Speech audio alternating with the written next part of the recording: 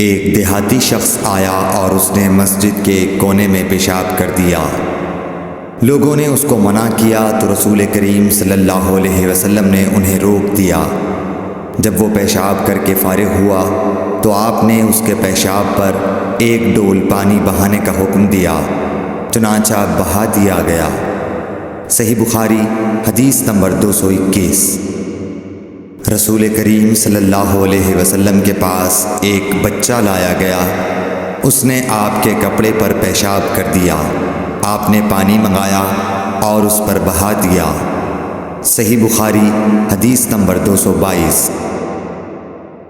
قیس بنت محسن نامی ایک خاتون رسول کریم صلی اللہ علیہ وسلم کی خدمت اقدس میں اپنا چھوٹا بچہ لے کر آئیں، جو کھانا نہیں کھاتا تھا، یعنی شیر خوار تھا۔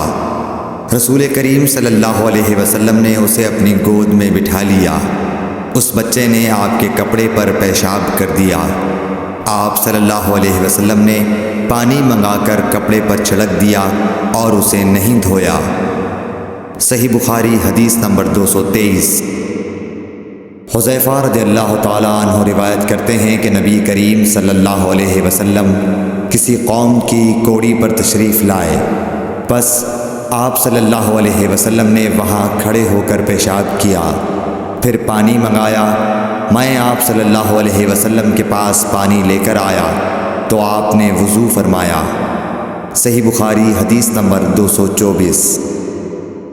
حذیفہ رضی اللہ تعالیٰ عنہ کہتے ہیں کہ ایک مرتبہ میں اور رسول کریم صلی اللہ علیہ وسلم جا رہے تھے کہ ایک قوم کی کوڑی پر جو ایک دیوار کے پیچھے تھی پہنچے تو آپ اس طرح کھڑے ہو گئے جس طرح ہم تم میں سے کوئی شخص کھڑا ہوتا ہے۔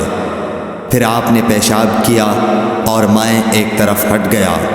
تب آپ نے مجھے اشارہ کیا تو میں آپ کے پاس پردے کی غرض سے آپ کی ایڑیوں کے قریب کھڑا ہو گیا، یہاں تک کہ آپ پیشاب سے فارغ ہو گئے۔ بوقت ضرورت ایسا بھی کیا جا سکتا ہے۔